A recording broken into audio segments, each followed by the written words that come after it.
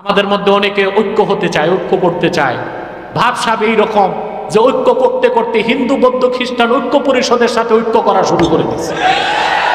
আসেন আমরা সবাই হাতে হাত করে শপথ গ্রহণ করি, আমরা বাংলাদেশের সমস্ত নাগরিক এক হয়ে বাংলাদেশকে সামনে অগ্রসর করি। আমরা সবাই এক, অভিন্ন, এখানে কোনো পরিচয় থাকবে না। কষ্ট পাবেন না আমার কথায়। ইসলামের শত্রু, আল্লাহর শত্রু, রাসূলুল্লাহর শত্রু যারা, তাদের সাথে আমাদের আচরণ ভালো হইতে পারে, সহাবস্থান হতে পারে, অধিকার দিতে পারি, মানবিক সাহায্য করতে পারি, কিন্তু তাদের সাথে আমাদের বন্ধুত্বের কোনো চুক্তি সম্পর্ক হতে পারে না। আরে আমরা এগুলো করি। আমরা অতি মানবতাবাদী, অতি উদার, প্রশস্ত হৃদয়ের পরিচয় দিতে যে হিন্দু বৌদ্ধ খ্রিস্টানদের সাথে একই পাতে খাওয়া দাওয়া শুরু করে দিয়েছি। ধ্বংস হয়ে যাবে। এটা মানবিকতা নয়, এটা হচ্ছে বেকুফি, এটা নির্বুদ্ধিতা। তাদের সাথে সহাবস্থান চলবে, মানবিক সাহায্য করা যাবে, তাদের অধিকার যতটুক ন্যায্য ততটুক দেওয়া যাবে, কিন্তু তাদের সাথে বন্ধুত্বের কোনো সম্পর্ক হতে পারে না।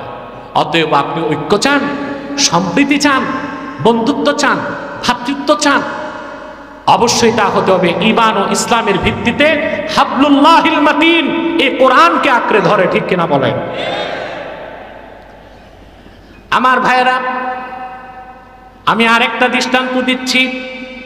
হুনাইনের যুদ্ধে রাসূলুল্লাহ সাল্লাল্লাহু আলাইহি সাল্লাম গনিমতের মাল ভাগ করতে লাগলেন। হুনাইন যুদ্ধে আল্লাহর হুকুমে আল্লাহর রাসূল সাল্লাল্লাহু আলাইহি ওয়াসাল্লাম মুহাজির সাহাবীদেরকে একটু বেশি গনিমতের মাল দিয়েছেন। দেখা গেল কিছু কিছু আনসার সাহাবী বেজার হয়ে গেছেন। আল্লাহর হাবিব সাল্লাল্লাহু আলাইহি সাল্লাম তখন আনসারদেরকে ডাক দিয়ে বললেন, ইয়া মা'শারাল আনসার, আলাম আজিদকুম দুলালান ফাহাদাকুমুল্লাহু বি ওয়া কুনতুম মুতাফাররিকিনা ফাআল্লাফাকুমুল্লাহু বি ওয়া আলাতান ফাআগনাকুমুল্লাহু বি। হে আনসাররা, তোমরা বেজার কেন হচ্ছ? তোমরা কি পথভ্রষ্ট ছিল না? আমি কি তোমাদেরকে পথভ্রষ্ট পাই নাই? আল্লাহ তাআলা আমার মাধ্যমে তোমাদেরকে হেদায়েত দিয়ে ইসলামের নূর দান করেছেন। আমি কি তোমাদেরকে বিচ্ছিন্ন পাই নাই? তোমাদের মধ্যে আউস এবং খাজরাজ যুদ্ধে লিপ্ত ছিল, সেই বিচ্ছিন্নতা থেকে আল্লাহ তাআলা তোমাদেরকে ঐক্যবদ্ধ করে দিয়েছেন আমার ওসিলায়। সুবহানাল্লাহ বলবেন না? তোমরা ছিলে নিঃস্ব এবং অসহায়, আমার খাতিরে আল্লাহ তোমাদেরকে ধনী করে দিয়েছেন। সমস্ত আনসারগণ তখন সমস্বরে বলে উঠলেন, আল্লাহ ও তার রাসূলের এই কথায় কোনো সন্দেহ নাই। রাসূলুল্লাহ সাল্লাল্লাহু আলাইহি সাল্লাম আনসাররা যে বিচ্ছিন্ন ছিল, আউস আর খাজরাজ, তাদের ঐক্যের ক্ষেত্রে কোন কথাটা বলেছেন? হেদায়েতের কথাটাকে, অর্থাৎ ঈমানই তাদেরকে ঐক্যবদ্ধ করছে। কি ঐক্যবদ্ধ করছে? জাতীয়তাবাদ না, ঈমান। কোন জিনিস? অতএব মুসলিম উম্মাহ ঐক্যবদ্ধ হতে পারে শুধুমাত্র ঈমান ও ইসলামকে কেন্দ্র করে, আল্লাহর কোরআনকে আঁকড়ে ধরার মাধ্যমে।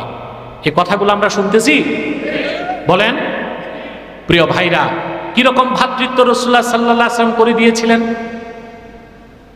একজন মুহাজির সাহাবী, মুহাজিররা চলে গেলেন মক্কাতে বাড়িঘর সব ছেড়ে, ঠিক না? কথা বলেন।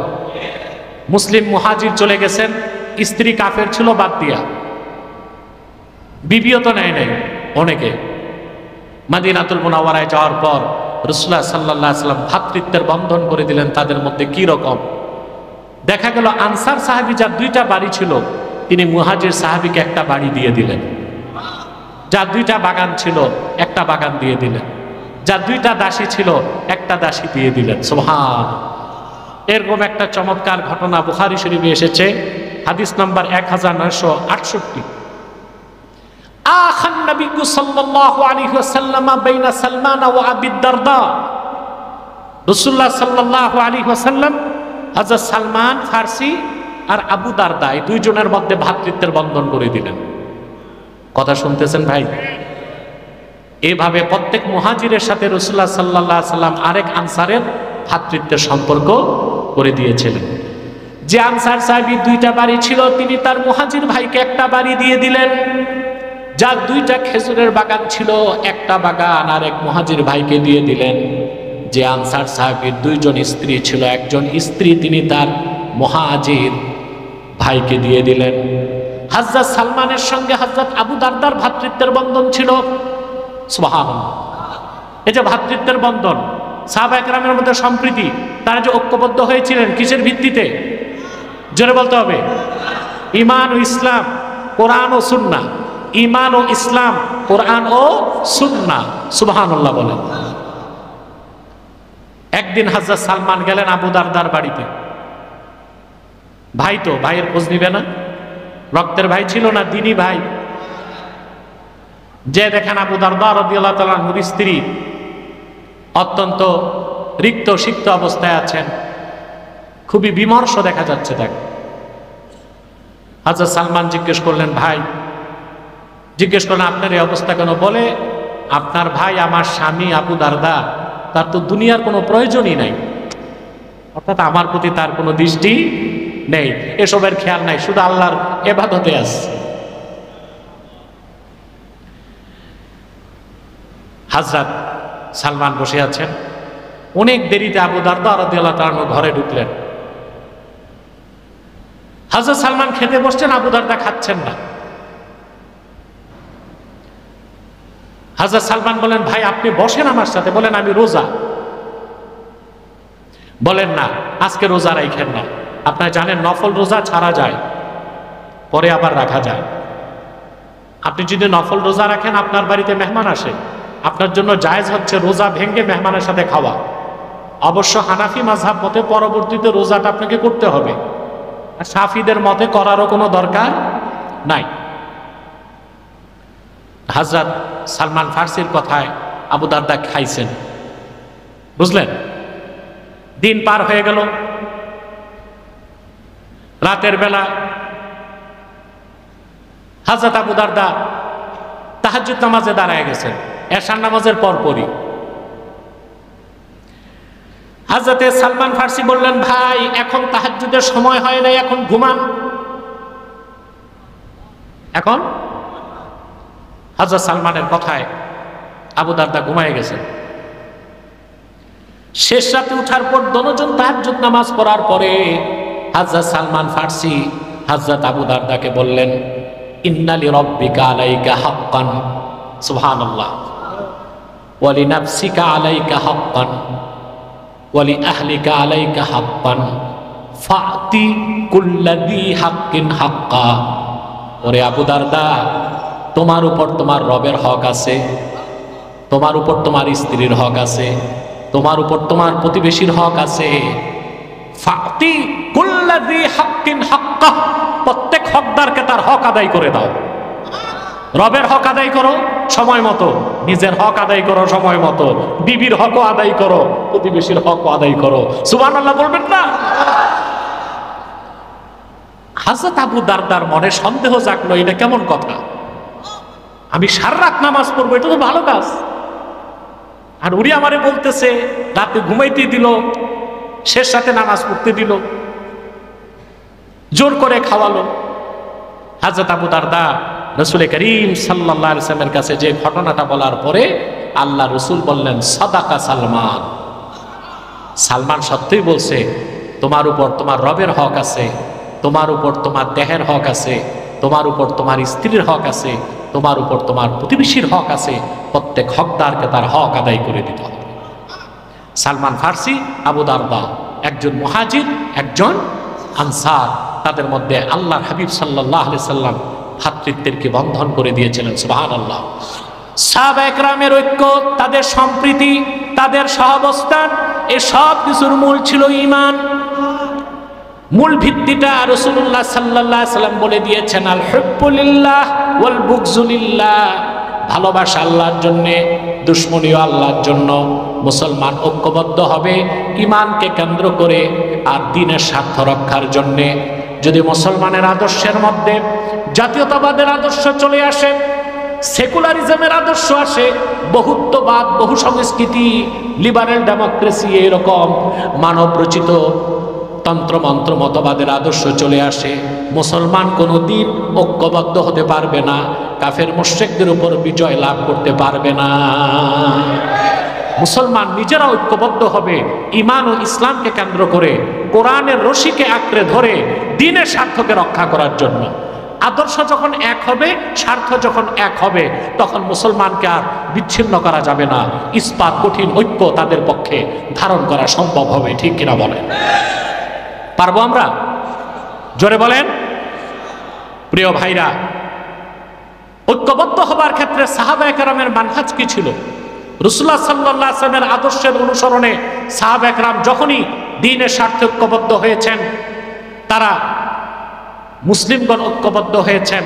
কাফের মুশরিক তো দূরে থাক, সাহাবায়ে কেরাম কোনো বাতিল ফেরকার সাথেও ঐক্য করেন নাই। করছেন? বাতিল ফেরকা কয়টা? ৭২টা। কয়টা? মূল ছিল ৬টা। কয়টা? এদিক তাকান।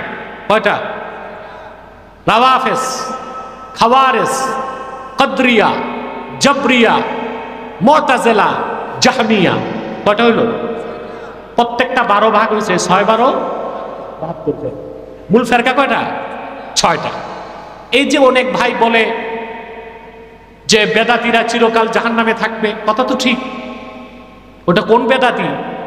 ওই যে ৬ ফেরকা, পরে যারা ৭২ ফেরকা হয়েছে, তারা হচ্ছে ফিসফিল এতেকাদ, তাদের আকীদায় বেদাত ছিল, এই জন্য তারা সব বাতিল ফেরকা বলে গণ্য হয়েছে, আর তাদের অবস্থান হবে কই? জাহান্নাম। কিন্তু মুসলমানদের মধ্যে মাসলাকগত যে দ্বন্দ্ব আছে, এখানে বেদাতে সাইয়্যা কিংবা ফিসফিল এতেকাদ, আকীদাগত বেদাত খোঁজার কোনো দরকার নাই। মাসলাক মানি হচ্ছে হকপন্থী, ফেরকা মানি হচ্ছে বাতিলপন্থী। কোন বাতিলপন্থীদের সাথে, কোন ফেরকার সাথে মুসলমান ঐক্যবদ্ধ হইতে পারে না। মাসলাকগুলো ঐক্যবদ্ধ হইতে পারে, ফেরকাগুলোর সাথে এক হইতে পারে না। ফেরকা কয়টা? জোরে বলেন। ৬টা হইছে। কয়টা? ৭২টা। ৭২টা ফেরকা। মনে কষ্ট নেবেন না, বাংলাদেশে ৭২ ফেরকার লোকই আছে। এই জন্য এই দেশের মানুষকে এক করা খুব কঠিন। এক করা খুব, এখানে কাফের মুশরিক বেঈমানরা তো আছেই, সাথে ৭২ ফেরকার মানুষও আছে। আমি একটি হাদিস শোনাচ্ছি আপনাদেরকে। হাদিসটি ওয়া আখরাজ আবু দাউদ ফি সুনানিহি মিন হাদিসি মুআবিয়াতা ইবনে আবি সুফিয়ান আনিন নবী সাল্লাল্লাহু আলাইহি ওয়াসাল্লাম। হযরত মুআবিয়া ইবনে আবি সুফিয়ান থেকে হাদিসটি ইমাম আবু দাউদ তার সুনানে উল্লেখ করেছেন। قال ألا إن من قبلكم من أهل الكتاب افترقوا على 72 ملة وإن هذه الملة ستفترق على 73 72 في النار وواحدة في الجنة। রাসূলুল্লাহ সাল্লাল্লাহু আলাইহি ওয়াসাল্লাম ইরশাদ করেছেন, তোমাদের পূর্বে যারা ছিল, বনি ইসরাইল বিশেষ করে, বুঝলেন? ওটা অন্য রিওয়ায়াতে আসছে, তারা ৭২টা ফেরকায় বিভক্ত হয়েছিল। কটা ফেরকায়? অন্য রিওয়ায়াতে এসেছে মুসা নবীর সময় বনি ইসরাইল ৭১ ফেরকায় ভাগ হয়েছে, ঈসা নবীর সময় ৭২ ফেরকায় ভাগ হয়েছে। আল্লাহর হাবিব বলেছেন, আমার উম্মত ৭৩ ফেরকায় বিভক্ত হবে, ৭২টাই জাহান্নামে যাবে, একটা ফেরকা জান্নাতে যাবে। ওই ফেরকাটার নাম আহলুস সুন্নাহ ওয়াল জামাআহ। তাদের নাম কি? আহলুস সুন্নাহ ওয়াল জামাআহ। আহলুস সুন্নাহ, সুন্নাহ কি? আম্মা সুন্নাতু ফাহিয়া মা সান্না রাসূলুল্লাহ সাল্লাল্লাহু আলাইহি ওয়াসাল্লাম ওয়াল জামাআতু মাত্তাফাকা আলাইহি সাহাবা। রাসূলুল্লাহ সাল্লাল্লাহু আলাইহি ওয়াসাল্লাম নীতি হিসেবে যেটা নির্ধারণ করেছেন, ওটাই হচ্ছে সুন্নাত। আর রাসূলুল্লাহ সাল্লাল্লাহু আলাইহি ওয়াসাল্লামের নীতির অনুসরণে যেই বিষয়ে সাহাবায়ে কেরাম একমত হয়েছে, ওটা হচ্ছে জামাত। ওটা কি? জামাত। এটার অনুসরণে হচ্ছে আহলুস সুন্নাহ ওয়াল জামাত। তাহলে আহলুস সুন্নাহ ওয়াল জামাতের মধ্যে মাসলাকগত দ্বন্দ্ব থাকতে পারে, কারো টুপি গোল, কারো লম্বা, কেউ মিলাদ শরীফে দাঁড়ায় সালাম পড়বে, কেউ দাঁড়ায় সালাম পড়াটাকে ফরজ ওয়াজিব মনে করলো না, বসে থাকলো। এগুলো হচ্ছে মাসলাকগত দ্বন্দ্ব। এগুলোকে আমরা ফেরকাগত দ্বন্দ্বের মতো মনে করি বাংলাদেশে। সেজন্য একজন একজনের দিকে তাকায় না, একজন একজনের সালাম নেয় না, ঠিক কিনা বলেন? একজন মাহফিলে আসলে আরেক মাসলাকের লোক ওয়াজ শুনতে যায় না, যে সম্পর্কটা হবে বাতিল ফেরকার সাথে, আমরা সেই রকম উৎকট উদ্ভট বিষ বাষ্প ছড়ায় দিচ্ছি নিজেরা মাসলাকগত দ্বন্দ্ব করে। এটা আমাদের ভবিষ্যৎকে অন্ধকার করবে এবং কাফের মুশরিকদেরকে তাদের স্বার্থ হাসিল করার জন্য বাংলাদেশে একটা বড় ধরনের সুযোগ করে দিবে।